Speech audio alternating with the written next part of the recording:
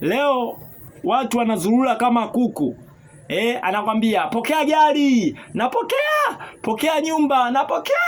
Pokea nini, napokea. Sawa, unapokea. Huwezi ukawa unapokea hivi hivi wakati kazi ufanyi, ni uongo. Ili uweze kupokea unatakiwa imani pasipo matendo ni kazi bure, ni sifuri. Gari haliwezi likakujia kwa kulala usingizi, kwa kuwa mvivu ufanyi kazi. Nyumba haiwezi ikakujia kwa kuwa mvivu ufanyi kazi.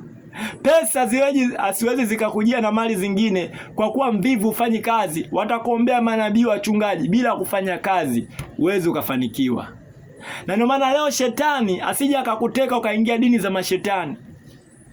Utajiri wa shetani haudumu, utatajirika, utakufa.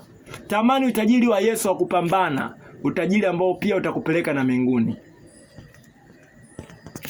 Amen. Simama na Mungu.